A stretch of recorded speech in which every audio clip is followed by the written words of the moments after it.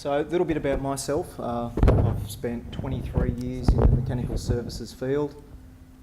14 of those years were running my own drafting business, and during that time I've had a long association and been a strong supporter of BMMEPIs. My former business was an early contributor to the BMA template, and I'd just like to recognise a former employee and now colleague of mine, Jacob Kunkel, who I consider to be a real leader in the BIM field. I'm also very passionate about good process. It's usually, when I say that, I see the whites of people's eyes and their eyes roll back. It's a little dark out there, so that's working for me. 2016 was my 4th or 5th year attending BMMEPIs. One of the keynote speakers that year was Tim Moormeyer from US Engineering. For me, Tim's presentation was a real standout, and the content really resonated with me and our organisation. Shortly after BMA 2016, I reached out to Tim and we organised a meeting. A small group of us travelled to the US and we went and visited their Denver operation. Warwick showed a few slides yesterday, particularly of their manufacturing facility, and I can tell you it truly is an awesome facility. If there's any organisations here today that have thought about doing this, then I highly recommend just saying yes. Organise some meetings and get on a plane. This approach is a great opportunity to not only enhance your business but also our industry as a whole. On our US trip, we also visited the MCAA conference. It was there that I ran into none other than AMCA's Sumit Oberoi, and this is the reason I'm standing here today. Sumit has asked me to be a presenter for several years. I've always politely declined, but he got me at a weak moment, so here I am. If any of you have a beer with Sumit tonight, and that's potentially a lot of you, this could be you next year. In seriousness, thank you Sumit and Shannon for asking Benmax to be here. The forum just seems to get better and better every year. The calibre of the presenters is just amazing. I always come away feeling very inspired. So just a little bit about Benmax. From humble beginnings in Queanbeyan near the ACT New South Wales border, 33 years on, Benmax continues to be a leading mechanical services contractor in our field. At the heart of Benmax is its people and the family culture that makes us a committed team. We operate across 5 office locations and we currently have 138 staff. We're known for quality in all aspects of project delivery. One of our founding directors, Andrew Colber, who still works in the business, one of his many sayings is it takes 30 years to build a reputation and 5 minutes to ruin it, and we all live by that at Benmax. We operate in all market sectors with a focus on complex and technically challenging projects. Our people are passionate and committed to quality. Most importantly, our people are family. We directly employ all our duct and pipe trades, engineers and modellers. From large projects or small, technology such as photogrammetry, point cloud scans and digital setouts are used at every opportunity. This quick clip, combination of a point cloud scan and our Revit model, just to help us coordinate a refurbishment project. So what do we consider as slim BIM? 2 parts to our presentation today. I'm going to talk about pragmatic steps. Stirling's going to talk about using BIM data to refine process, or as Stirling's been telling me, the boring stuff and the awesome stuff. What we're about to talk about is not, or what I'm about to talk about is not necessarily groundbreaking or a new whiz-bang technology, but rather hands-on steps to help improve process and bring efficiency to modelling and project outcomes. These pragmatic steps can be done tomorrow and are about tightening process to help keep things slim. So I just firstly want to talk about BIM execution plans. One thing we like to do is work with BIM managers to make BEPs project specific. Review the BEP, work with the BIM manager or the head contractor, make changes where required. Make sure the BEP suits the project and, very importantly, the project team. Bed down any changes before any modelling work begins. The review process should ensure that everyone on the team are on board and on the same page, and make sure there's no surprises once we start. Where possible, make BEPs lightweight. Sure, monster projects need a detailed and structured BEP to ensure correct execution, but small and medium-sized projects can still be successfully executed without War and Peace. We recently worked on a small but complex project that required 7 different file formats to be uploaded on a weekly cycle. So you can probably guess where this is headed. Our modellers weren't doing what they were good at. They weren't modelling, they simply became document controllers, and it became a real problem on the project. And whilst I didn't win that war before the project began, after a protracted battle, thankfully that BEP requirement was dropped. What if a BEP doesn't exist? I'm not sure if you have, but we sometimes get involved in situations where there is no BEP, or the process has fallen over at the beginning of a project, or the head contractor wants BIM but doesn't have the nous to drive it or drive a review, or they don't want BIM but you're going to do it anyway. We actually had that situation recently. It's still a live project. Head contractor did not want BIM at all. We knew we were going to do it anyway. We managed to get all the subs on board, and we now have the builder on board as well. They're BIM converts, and it's been a real positive outcome for the project. So as BIM practitioners, we know what works, we know what to do. For the sake of the project, for the sake of your team and the subs that you're going to work with, create a BEP, even if it's as simple as a one-page plan.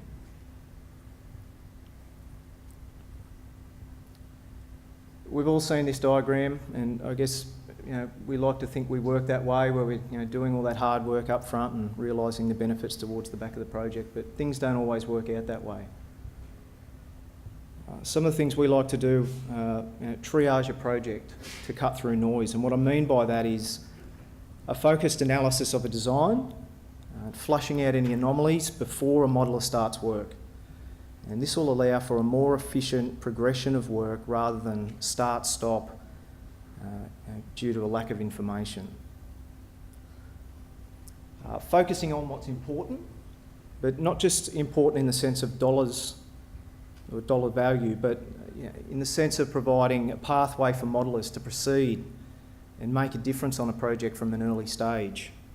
There's nothing more frustrating for a modeller to have to change and change and change due to incorrect or lack of information. Start the project on the right foot. This is actually a graph from Tim Mormeyer's presentation back in 2016. And it essentially identifies, the red line at the top is a trend line. There was identified there was a negative trend starting to happen on the project. But about that midway point, a change was made. And that gap was closed, pulled down to the blue line of the actual hours encountered.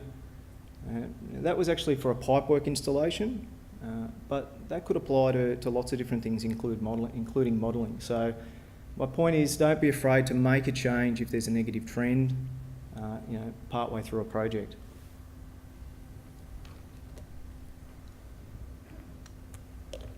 A fairly recent University of Queensland study, 2015, found that the mean value of an RFI in Australia is almost $1,200. So that was back in 2015, potentially a little bit higher now. I just want to talk a little bit about RFIs. Now, RFIs are something we all have to deal with on projects. Make sure that RFI system is robust.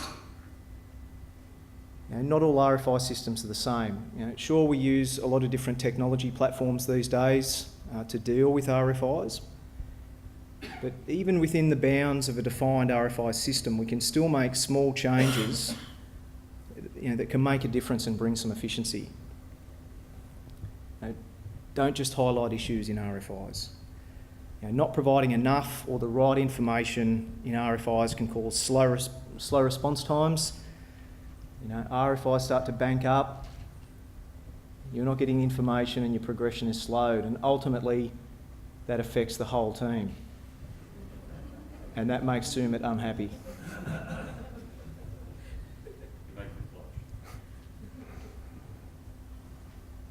So what can we do to make RFI processes better? Provide graphics, implications and recommendations. Making your RFI content well defined, including graphics, can make a real difference to the recipient. It's just a simple example of using a part of a 3D model. This was a large bore condenser water pipe, 800mm diameter pipe. We had very tight tolerances to work with. Very hard to try and explain that thing with a 2D plan or with words.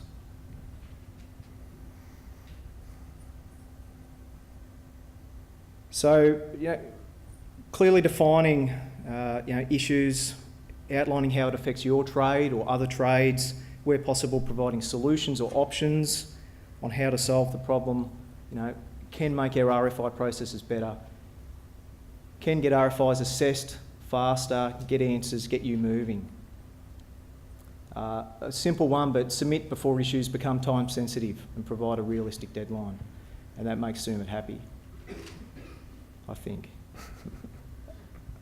A current project of ours at the moment, relatively small project, it's only 3,000 square metre footprint, has almost 1,400 RFIs. Conservative figures, it's in excess of $1 million. Using the $1,200 analogy, it's even higher, and that's real money that is affecting us and the builder. So my point is, simple changes, providing good information in RFIs can make some small differences and hopefully not impact us as much. So the dreaded rework. No one likes or wants to do rework, not clients, not builders, and particularly not modellers. So what can we do to try and avoid rework? Define a clear scope for all stakeholders. Ensure that everyone in your team, including subcontractors, has the right information, including standards. Ensure that they understand the project and are proceeding on areas that aren't going to require rework. Great startup meetings. How we start a project influences its overall success. At Benmax, we engage in a highly structured project startup phase that ensures everyone on the team has buy-in and has a voice. And that includes our subs. Understanding the complexities of a project right from the beginning can help to avoid costly rework. An obvious one, but keeping open lines of communication, asking the right questions at the right time during a project can help avoid rework as well. So summing up, identify negative trends early and act to make a change. Refine supporting processes to align with your BIM methodology.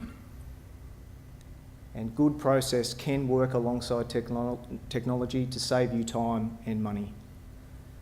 Thank you. I'm now going to hand over to my esteemed colleague, Stirling Ashby. Good on you, mate. Hello, everyone. Can you... sounds like the mic's working. All right. So I'm a bit of a pacer. You'll have to excuse me if it's a bit sort of disconcerting for you, but I really like to sort of get a bit of steam up and walk around and point and stuff like that. It was sort of something they taught me first day at BIM Manager School, mate, is when you're up on stage, just keep moving, keep walking, because it sort of makes it much harder for someone to shoot you, you know what I mean?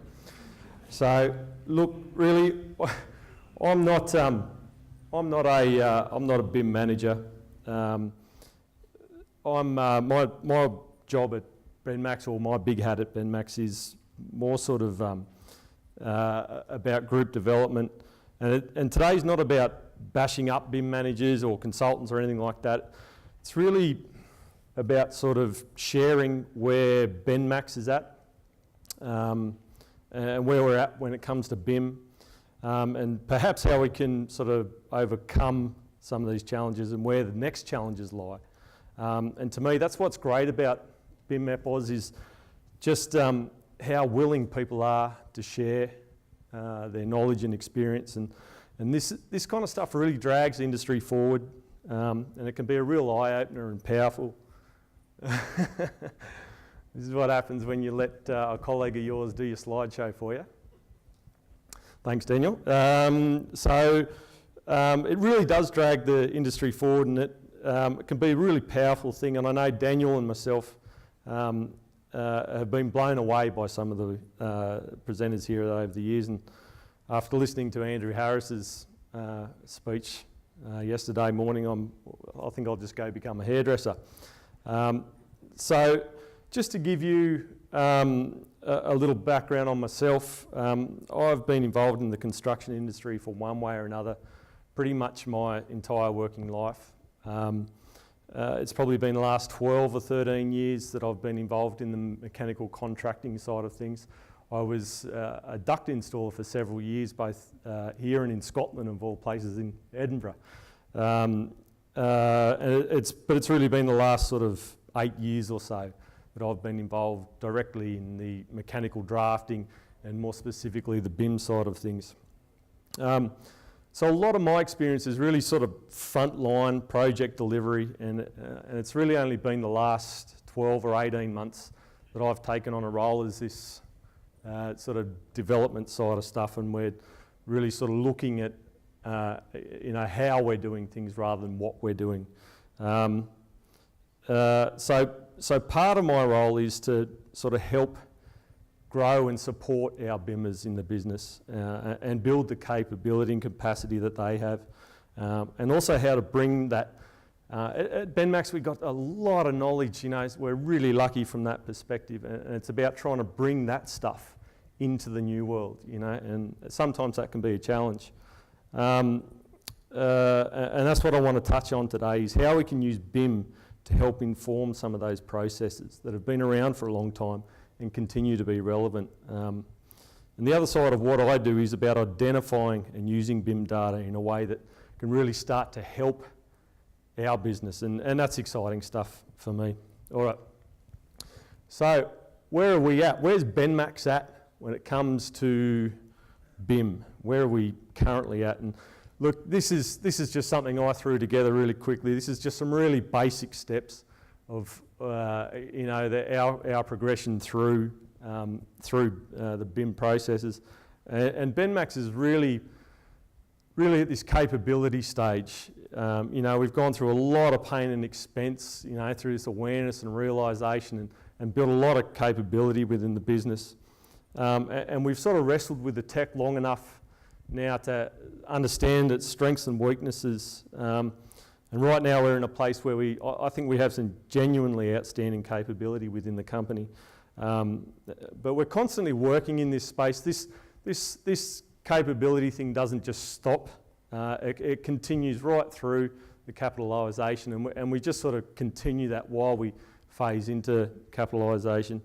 But I think, like a lot of mid-sized companies like Benmax, we're still in our infancy when it comes to actually leveraging BIM and capitalising on it. So I'd like to sort of touch on some of this today and try and give you some insight into some of the thinking of where we're heading and how we're trying to capitalise on this BIM stuff. All right, so starting at the real basics is, what do we know? What do we know? The first thing we know about BIM, about leveraging BIM, is that it needs an IT platform. We need a platform to be able to share it through the business from top to bottom and left and right. And they need access to relevant information, and different people need access to different data at different times in the project. So it's really quite a bespoke piece of kit for each and every business. And this is where things like SharePoint become really important, and at the moment Benmax is spending a lot of money and a lot of time investing in that, and that's a lot what Daniel is involved in. And really it's about getting the right data in the right format, in the right hands. The other thing we know is that it's all about standardised data. If you can standardise your data, you can leverage it a lot easily. And this is where things like bodies like Benmax can really help. And the final thing it needs, I reckon, is belief. We need people from the top to the bottom to really believe and understand in how not only BIM helps the business, but their job specifically as well, and they'll really take it up if they can see how it helps them do in their everyday stuff, you know. All right, so let's look at a graph. Who loves a graph? Everyone loves a graph. Jeez. All right, so what are we looking at here? So this is simply this is from Daniel was referring to the project before. It's the same project. Basically, it's just an electrical cable tray model of a single floor, ground floor, and you can see the blue bars there are the number of fittings in the model, and across the bottom is the actual model revision. So all we're really seeing here, it's very simple data. All we're seeing there is the progression of the model through time. And I think it actually, you know, really simple data like this can give you, you really begin to see the story of the model.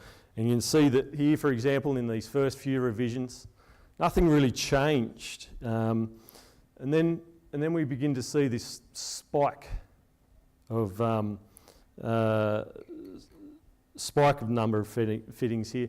And it was at this point we sort of had a bit of a change. The consultant had originally modelled the cable trays, the comms and the power side by side, and the contractor wanted to swap that over so that they are now stacked. You know, he's trying to save some hanger sizes and things like that. And funnily enough, the thing that actually happened was it actually introduced a whole bunch more fittings, a lot more fittings, and he ended up with something that was much more complicated. So it was a strange sort of byproduct of what was going on.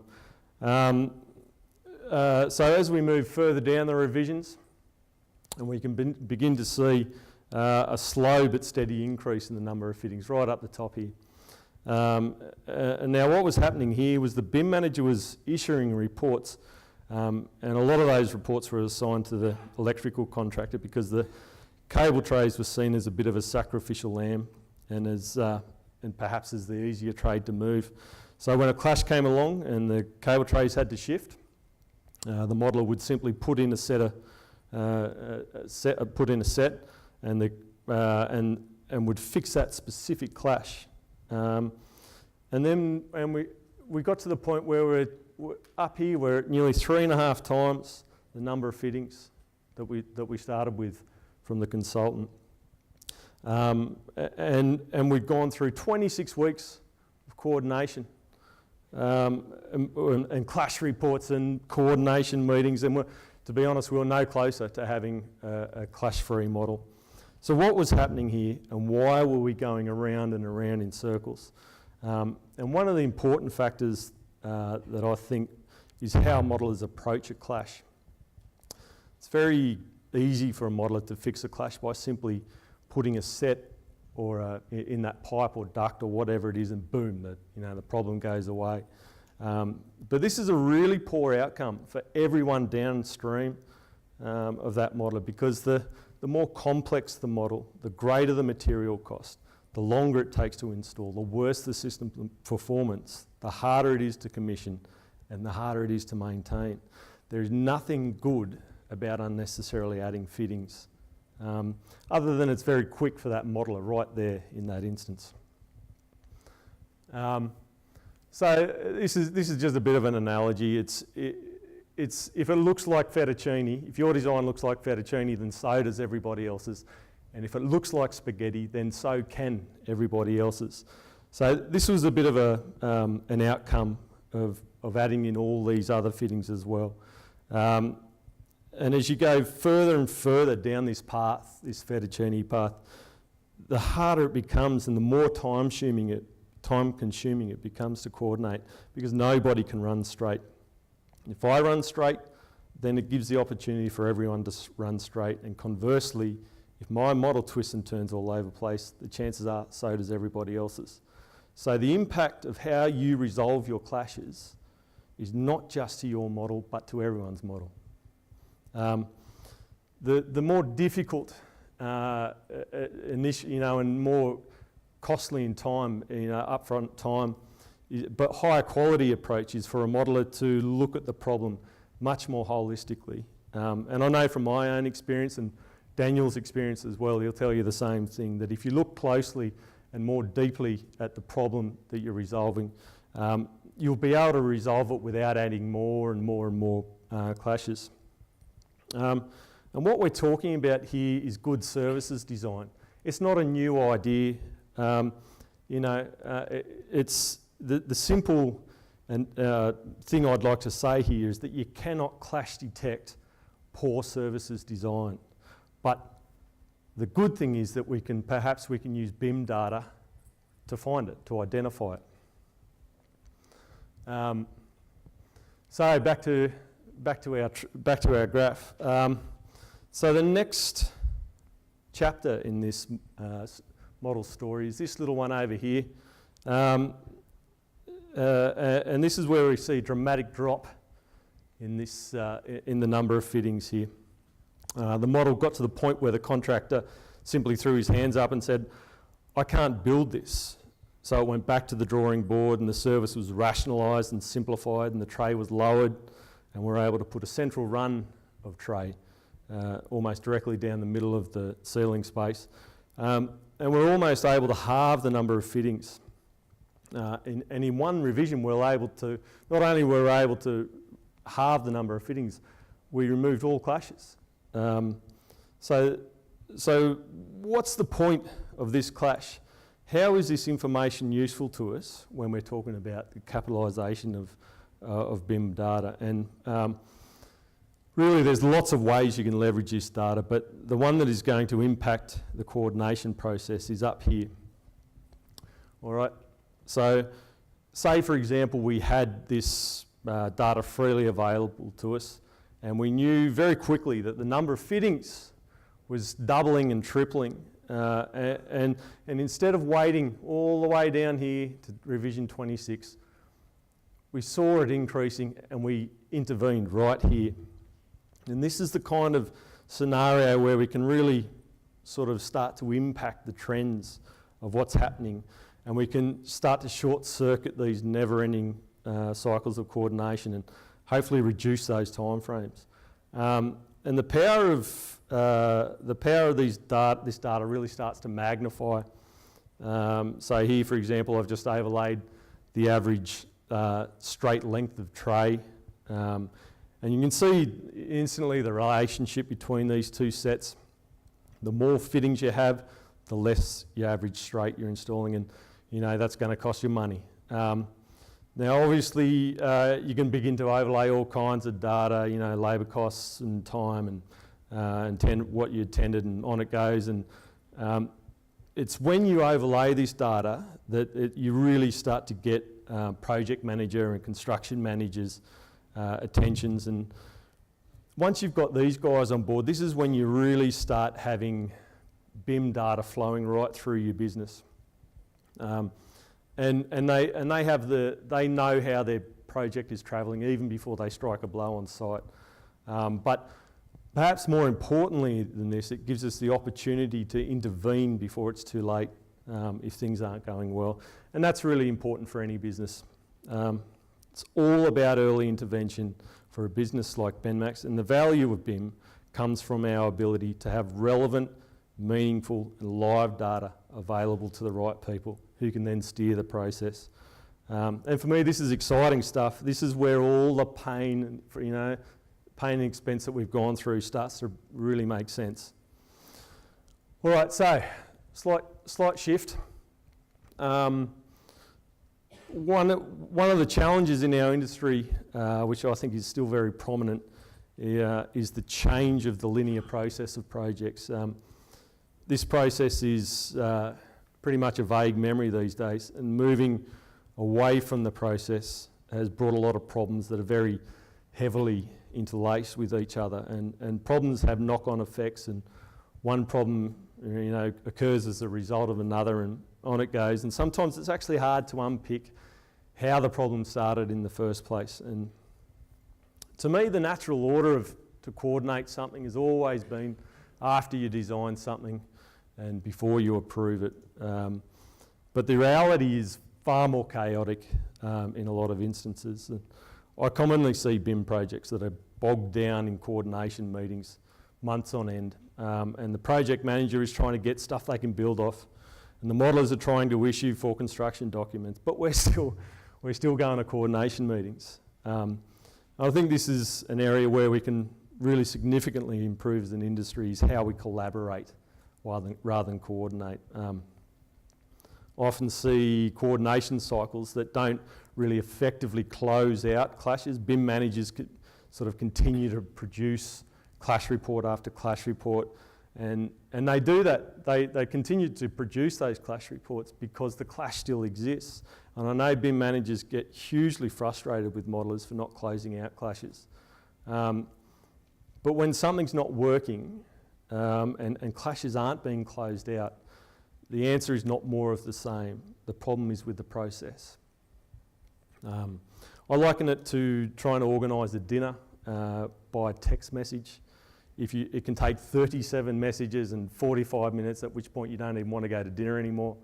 Or it can be a simple 2-minute phone call where we can communicate much more deeply. We hear the tone of the voice, and we hear the things that aren't said and the nuances and stuff.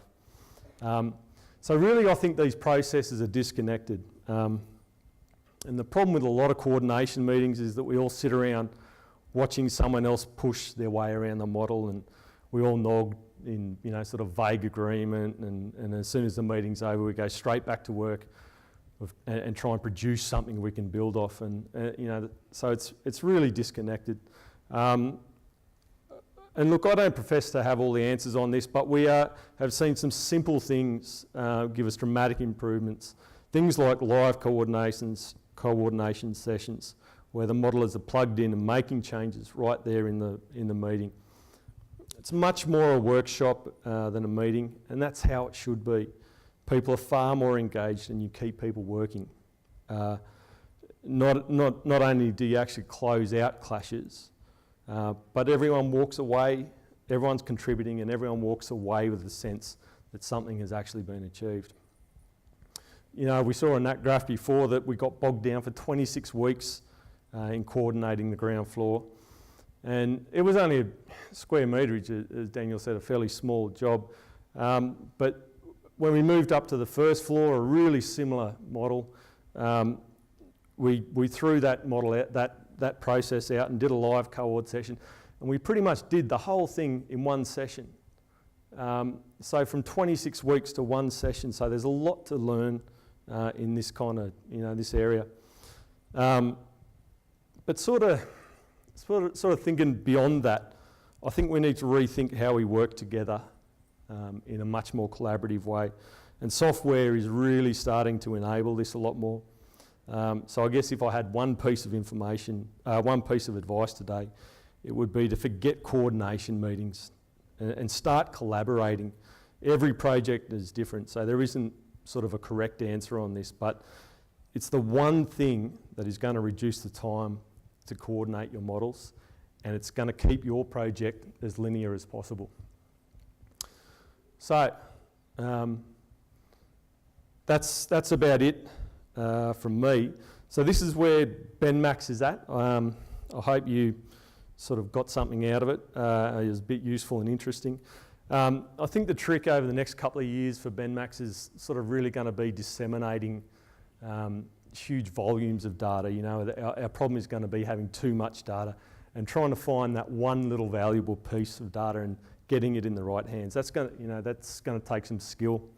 But until the robots take over, keep those BIM processes slim. Get them down the BIM gym.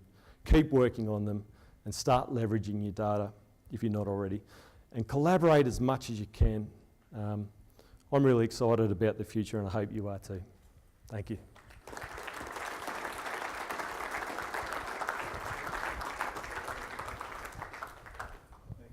Daniel Stirling. I think looking at that presentation, you guys have used some really simple examples and obviously pointed that out in that data with those charts, but you've highlighted a really powerful example there, I think, of using data, simple data, to make decisions and how that, translates to dollars and bottom line. And the phase that you guys are in now, where you've come in terms of your development with BIM, and I think there's probably a lot of people like in that, at that phase, starting to realise these sort of gains. And maybe there's, Warwick spoke earlier about the chart and the laggards and some of the early adopters, and these are the sort of examples I think, for me, they're great to see, because it sort of highlights to the rest of us that, we're starting to see some benefits out of BIM, this whole thing. We're not changing our mind. We're not going back to what we used to do. We're still moving forward, starting to get those gains, starting to translate it to dollars, which is, what we're all trying to get to. And then, tying that in with the strategies and sort of keeping that keeping that direction going, which is, what BIM Oz is trying to do as well, and for the industry. It's great to see from where I sit, being part of the AMCA. We've heard from AG Coombs. We've got Carl speaking later in the day. AG O'Connor's helped us last night with some of the manufacturers. Alice there yesterday, and with Benmax. And from where I sit, I see, a sophisticated bunch of members and getting more sophisticated. So thanks, guys, for presenting today.